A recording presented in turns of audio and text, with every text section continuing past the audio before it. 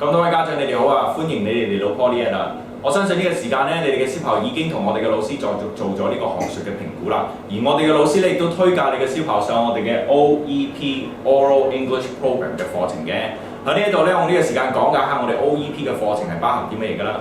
首先咧，我哋呢個課程咧，主要嚟講咧係訓練小朋友嘅觀察力啦，同埋佢哋嘅描述能力啦，同埋佢哋當然嘅口語英語嘅能力啦，口語會話嘅能力啦。咁點解咁講咧？嗱，我哋個書本裏面咧又會用 Sunshine 呢本書啦。咁你會見到我哋呢本書裏面嘅所有嘅頁數咧係冇乜文字嘅喎，全部都係圖畫為主喎。咁點解咁做咧？係因為咧我哋想小朋友咧去用佢哋嘅觀察力啦，去描述用英文咁樣去描述裏面呢個圖畫有啲咩事發生緊。而我哋嘅老師亦都會引導佢用一啲我哋想特定咗嘅句子去可以等佢哋有啲特定嘅答案嘅。咁呢個咧就係我哋 OEP 個課程嘅好處啦，就唔需要小朋友做好多嘢或者寫好多嘢，全個課程都係口語為主嘅。咁我哋每一日咧就會上呢個嘅呢個書本啦。咁另外咧，我哋仲有一個少少嘅activity book 嘅。咁呢個 activity book 咧會等小朋友咧頭先學完嘅咧，例如顏色咁啦，佢哋會用翻落去啦，或者佢見到啲咩物件啦，有少少 instruction 啦，咁佢哋要填翻某一樣嘅物件嘅。咁當然啦，小朋友最中意嘅就係呢本書裏面都有啲嘅小貼紙，等佢哋可以學多啲嘅生字嘅。好啦，有個小嘅功課喎，咁個功課咧就係同我哋其他嘅課程一樣啦。咁我有啲叫 take home 嘅功課。咁呢個 take home 功課好處咧就係話每一日老師就會喺呢個日期嗰度寫翻今日上一堂，今日上一堂。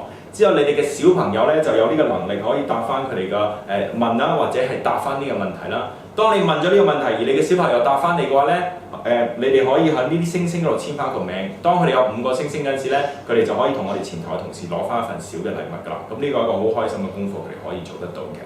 另外呢個課程有個特別嘅好處咧，就係可以考埋聖三一嗰個口語試嘅。咁呢個口語試咧，幾家長選擇啦。如果有啲家長係想考公開試嘅，可以係絕對做得到嘅。但係如果啲家長話唔緊要嘅，咁都可以繼續上我哋 OEP 嘅課程啦。當然，咁呢個口語試咧，其實你會見到我哋用一本特別嘅書咧，叫 Talking Trinity 啦。咁呢個作者咧係嗰個考官寫嘅。咁咧，我哋最緊要嘅就係話，我哋每一次上完堂啦，左下角呢一度咧有啲 exam questions 嘅。咁你個小朋友咧最緊要就係溫熟呢啲 exam question 啦，因為當你考呢個試嗰陣時咧，個考官係會考翻你嘅。咁呢度咧有一個少少嘅 exercise 咧，就係等大家填翻佢哋自己嘅資料上去嘅。點解咁講咧？如果考官問你 What's your name， 咁你唔可以講翻書本嗰個名噶嘛，你要講話 My name is 你嘅小朋友個名。咁所以呢啲嘅少少 exercise 係等你嘅小朋友有啲自我嘅答案啦。OK， 所以喺呢一度咧，呢個課程 OEP 咧最主要嚟講咧，都係訓練你嘅小朋友嘅英語嘅口語嘅英語嘅。